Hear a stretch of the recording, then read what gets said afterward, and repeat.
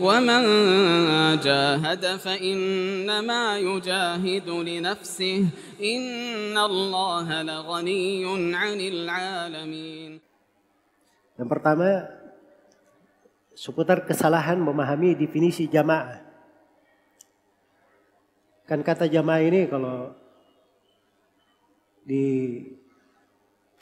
kalangan orang umum, jamaah itu banyak ya maknanya. Ini jemaah masjid ya, jemaah pengajian, ya itu jemaah juga namanya. Tapi ada dalam istilah orang-orang tertentu, jamaah itu artinya ikatan loyalitas dalam sebuah kelompok. Ikatan loyalitas dalam sebuah kelompok atau sebuah organisasi. Nah, itu mereka anggap dirinya berjamaah. Nah, ini termasuk kekeliruan yang menyebabkan lahirnya dari pemahaman-pemahaman yang keliru pula. Tadi saya sudah terangkan di awal pendahuluan bahwa jamaah itu di dalam definisi syariat itu kembali kepada dua makna. Memang ada kalimat-kalimat di tengah para ulama tentang mana jamaah. Tapi seluruh ucapan ulama tentang jamaah itu kembali kepada dua makna. Makna yang pertama, jamaah bermakna jamaatul haq, jamaah kebenaran. Jamaah kebenaran. Kalau jemaahnya jemaah kebenaran, pimpinannya itu cuma Rasulullah Sallallahu Alaihi Wasallam. Loyalitasnya hanya kepada Nabi Sallallahu Alaihi Wasallam. Apa yang mencocoki apa yang datang dari Nabi Sallallahu Alaihi Wasallam, itulah yang kita terima. Hal yang menyelisih dari petunjuk Nabi, kita tidak menerimanya. Sebagaimana firman Allah Subhanahu Wa Taala, "Wa ma atakumur rasulu fakhudhu, wa ma nahakum anhu fantahu." Apa yang dibawa oleh Rasul, terimalah dia. Dan apa yang dilarang oleh Rasul, hendaknya kalian berhenti darinya. Ayat yang disebut jamaatul haq, jamaah kebenaran. Jadi umat Islam ini harus bersatu di atas jamaah. Itulah jamaah kebenaran. Dan di dalam hadits iftiraqul ummah, Rasulullah sallallahu alaihi wasallam bersabda, "Iftaraqatil yahudu ala 71 firqah, waftaraqatin nasara ala 72 firqah, wa sataftariqu ummati ala 73 firqah, kulluhum finnar illa wahidah, humul jamaah." Umat Yahudi telah terpecah menjadi 71 golongan. Kaum Nasara telah terpecah menjadi 72 golongan. Kemudian kata Nabi, dan umatku akan terpecah menjadi 73 golongan. Jadi penyakit-penyakit yang menimpa umat-umat itu akan menimpa umat Islam juga. Sebagai ujian dan cobaan. Sudah ketentuan Allah Subhanahu wa taala. Manusia akan diuji dengan perpecahan. Tapi Allah merahmati umat ini. Diterangkan ada ujian, namun diterangkan solusinya. Dan diterangkan jalan keluarnya, pijakannya. Karena itu kata Nabi, kulluhum finnar, semuanya di dalam neraka. Kecuali satu. Ada satu yang selamat. Dan itu diterangkan. Qila man hum ya Rasulullah? Para sahabat bertanya, siapa mereka ya Rasulullah? Pertanyaannya itu man, siapa? Kata man itu biasanya pertanyaan untuk orang yang berakal. Maksudnya tanya manusia-manusianya itu siapa? Orang-orangnya siapa? Tapi Nabi tidak menyebut orang. Karena orang itu bisa meninggal, orang itu tidak ada yang aman dari fitnah. Tapi Nabi menyebut sifat, ciri. Karena itu golongan yang selamat, itu dilihat dengan cirinya. Bukan dengan kelompoknya, bukan dengan organisasinya, bukan dengan mereknya. Sifat mereka adalah al-jamaah. Datang di dalam sebuah riwayat dari hadits Abdullah bin Amr bin As radhiyallahu anhu. Nah, haditsnya dikuatkan oleh para ulama dari seluruh jalur periwayatannya. Nabi menerangkan al-jamaah ini siapa? Hum ala mithli ma ana alaihi al-yawma wa ashabi. Mereka ini adalah orang-orang yang berada di atas petunjuk yang saya dan para sahabatku berada di atasnya pada hari ini. Jadi Nabi memberi gambaran al-jamaah adalah siapa yang berada di atas petunjuk beliau dan petunjuk para sahabatnya. Jalan para sahabatnya. Inilah jamaatul haq. Inilah jamaah kebenaran. Kalau jamaah dengan makna ini, umat Islam itu tidak boleh ada berkelompok-kelompok, bergolong-golongan. Tidak boleh membuat dari jemaah-jemaah seperti yang ada sekarang ya. Ikatan-ikatan loyalitas dalam sebuah kelompok. Tidak boleh. Mereka harus bersatu di bawah tuntunan Al-Quran dan As-Sunnah. Loyalitasnya untuk Allah dan Rasulnya. Itu jemaah dengan mana yang pertama. Jemaah dengan mana yang kedua adalah jamaatul abdan. Tubuh-tubuh manusia ini itu berkumpul di bawah kepemimpinan seorang kepala negara. Nah, ini jemaah inilah yang dimaksud umat Islam di bawah kepemimpinan kepala negara. Dan itu ditafsirkan mana jamaah seperti itu oleh At-Tabari dan selainnya. Dan itu jelas dari hadits Nabi SAW. Dalam hadits Hudzaifah bin Yaman yang diriwayatkan oleh Imam Al-Bukhari dan Imam Muslim. Nabi SAW memberi kaidah tetap. Kaidah pokok. Berlaku mutlak. Dan ini adalah jalan ketika terjadi perselisihan. Ketika terjadi fitnah apapun. Ketika Nabi SAW menerangkan fitnah-fitnah yang akan terjadi di tengah umat manusia. Di tengah umat Islam. Maka Nabi ditanya oleh Hudzaifah bin Yaman. Apa yang dia lakukan kalau hal tersebut dia dapati? Kata Nabi SAW, talzam jama'atal muslimin wa imamahum. Kamu harus komitmen kepada jemaah kaum muslimin dan imam mereka. Itu pesannya Nabi SAW. Makanya sebenarnya hidup itu mudah. Kalau kita hidup dalam sebuah negara, ada kepala negara kita. Ada orang ribut-ribut di tengah manusia dalam ini. Mudah saja. Falzam jama'atal muslimin wa imamahum. Kamu komitmen bersama jamaah kaum muslimin dan kepala negara. Lihat saja apa yang dipegang oleh kepala negara, oleh imam. Itu yang benar. Ikuti itu. Iya. Ikuti hal tersebut. Itu sudah solusi dari Nabi SAW. Dan Nabi yang mengarahkan ke situ. Dan Nabi tidak pernah menerangkan, periksa dulu barangkali kepimpinanmu itu salah kebijaksanaannya. Barangkali harus ada yang dikoreksi. Iya. Nah seperti itu. Ada kesalahan sekalipun. Iya. Ada kesalahan sekalipun. Maka pada hal tersebut itu lebih banyak kebaikannya daripada dia bersendiri dan berpecah-pecah. Karena itu kata Ibnu Mas'ud radhiyallahu taala anhu, "Ma tuhibbunahu fil furqah atau ma tuhibbunahu ma takrahunahu fil jamaah khairun mimma tuhibbunahu fil furqah."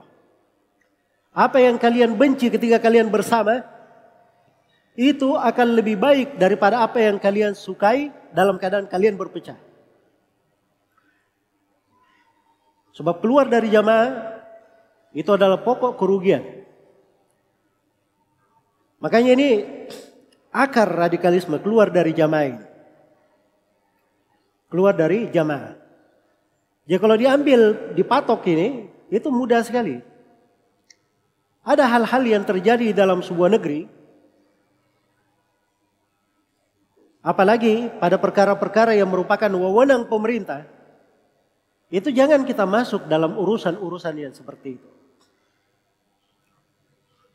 Iya. Misalnya dalam kebijaksanaan yang tidak ada nasnya di dalam syariat, itu diberi wewenang untuk pemerintah bertindak sesuai dengan maslahat. Itu dibahas sampai ada kaidah fikihnya. Ada kaidah fikihnya di dalam hal tersebut. Tasarruful imam fir ra'iyati manutun 'alal maslahah. Tindakan seorang pemimpin di tengah rakyatnya itu sesuai dengan maslahat. Sesuai dengan maslahat. Kadang pemimpin diizinkan untuk menjatuhkan sanksi kepada sebagian manusia sampai ke hukuman mati. Kadang kepala negara memerangi sebagian kelompok sampai terbunuh. Itu ada babnya sendiri namanya Qitalu Ahlil Baghi di pembahasan fikih. Karena itu Ali bin Abi Thalib radhiyallahu taala anhu itu memerangi kaum Khawarij. Banyak korban dari mereka yang mati dan banyak juga dari sahabat yang meninggal. Dan tidak ada di dalam sejarah yang menyalahkan Ali bin Abi Thalib. Ini kepala negara menumpahkan darah kaum muslimin. Tidak ada yang bilang seperti itu. Sebab ini hukum syar'i dibolehkan. Jadi hal yang urusannya wewenang negara, jangan ikut campur di situ. Iya. Itu namanya apa namanya? Usil. Kepo ya bahasa sekarang. Iya. Piti-piti kalau kata orang Makassar. Ikut-ikutan hal yang bukan urusannya. Baik. Jadi itu harus diperhatikan. Ini dari dasar penting ya, yang hendaknya dipahami. Jadi ini kekeliruan di dalam masalah jamaah ini. Iya. Jadi jamaah ini ada kaitannya dengan masalah hak pemerintah itu tadi.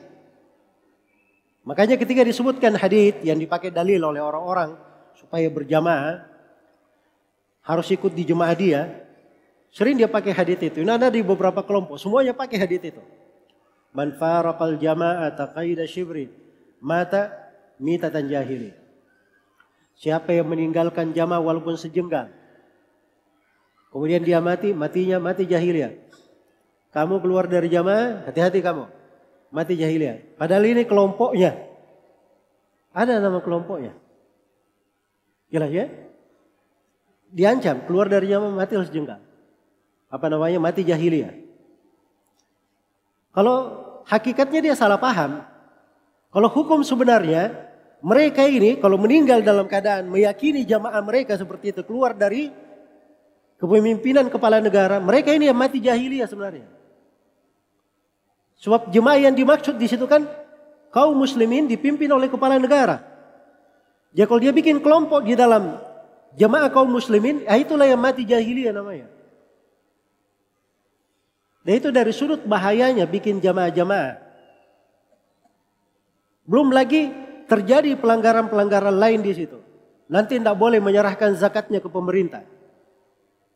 Iya. Nah ini banyak ya orang-orang yang seperti itu. Ada yang dalam bentuk jamaah, ada yang dalam bentuk lembaga-lembaga. Bikin lembaga-lembaga, kalau diurusnya pergi ke Basnas juga, minta peresmian, diresmikan lembaganya. Tapi keyakinannya ini zakat haram diserahkan ke negara. Makanya kita kelola sendiri, minta izin. Dan ini keliru di dalam memahami. Karena salah satu tugas pemerintah itu adalah mengumpulkan zakat. Ya tapi maaf ya ini di Indonesia tidak dikelola langsung oleh negara. Memang ada badannya. Ya, ada badannya cuman mengatur saja. Mengatur. Tapi harusnya pada dasarnya di masa Nabi itu orang menyerahkan zakat, baru menyerahkan zakat itu kalau dia serahkan kepada Nabi Sallallahu Alaihi Wasallam. Makanya Nabi itu ada pekerja-pekerjanya. Ada namanya ummal, su'ah kalau bahasa ininya. Yang pergi mendatangi orang yang punya hewan ternak, yang orang yang punya hasil bumi, pedagang. Ini semua yang mengumpulkan zakatnya. Sebab itu nanti kemaslahatannya dikembalikan kepada kaum muslimin. Membersihkan harta mereka. Kemudian harta yang dikumpulkan dari zakat ini diberikan kepada siapa yang berhak di tengah kaum muslimin. Makanya hidup negara itu. Ada kedaulatan ekonominya. Ada kedaulatan ekonominya. Makanya kalau hukum-hukum Islam itu diterapkan dengan benar, itu tidak diperlukan, tidak perlu dikhawatirkan. Pasti kekuatan negara akan kelihatan dari segala sudut. Akan kelihatan kekuatan negara itu dari segala sudut. Termasuk kedaulatan di dalam ekonominya. Sebab harta itu tidak berkumpul pada orang-orang tertentu saja. Tidak dipegang oleh beberapa gelintir manusia saja. Tapi harta itu berputar di tengah banyak orang. Akhirnya hidup di dalam negara tersebut. Makanya zakat itu diserahkan ke pemerintah juga asalnya. Tapi kalau pemerintah tidak mengharuskan, ya maka kita bisa mengeluarkannya sebagaimana yang diperintahkan oleh syariat. Hanya sini dari pemahaman tidak boleh katanya. Sebagian orang radikal itu tidak boleh serahkan zakat ke pemerintah. Iya. Itu keliru di dalam memahami. Ya, sama dengan pemerintah jangan ikut campur urusan masuk keluarnya bulan Ramadan. Itu bukan urusan pemerintah. Ini juga pemahaman radikal. Walaupun diucapkan oleh sebagian ormas. Kalau saya beri hukum syar'inya itu pemahaman radikal. Ya. Kenapa? Sebab disepakati oleh para ulama. Disebutkan kesepakatan oleh Ibnu Abdul Bar dan selainnya. Diterangkan oleh Ibnu Jamaah di dalam buku beliau tentang hukum-hukum seputar penguasa. Beliau jelaskan bahwa salah satu wewenang pemerintah adalah menentukan masuk dan keluarnya bulan. Menentukan hari raya dan selain hari raya. Itu wewenang pemerintah. Dan itu dari konsekuensi jamaah namanya. Ya. Keliru di dalam hal ini juga. Ini yang bikin ekstrim ini. Main sweeping macam-macam. Ada yang tidak suka datangi. Grebek. Ya. Lebih parahnya lagi kadang ada pengajian. Tidak cocok pengajiannya. Bubarkan. Ini tidak benar ya. Sebab pemerintah itu diberi wewenang. Tidak boleh ada selain pemerintah. Dia bertindak dengan tindakan ingin mengambil wewenang pemerintah. Tidak boleh. Ingin menjadi menduduki kedudukan aparat keamanan, pergi sweeping di sana sini. Ya. Membubarkan orang dan sebagainya itu tidak diperbolehkan. Itu hal-hal kaitannya dengan pemerintah.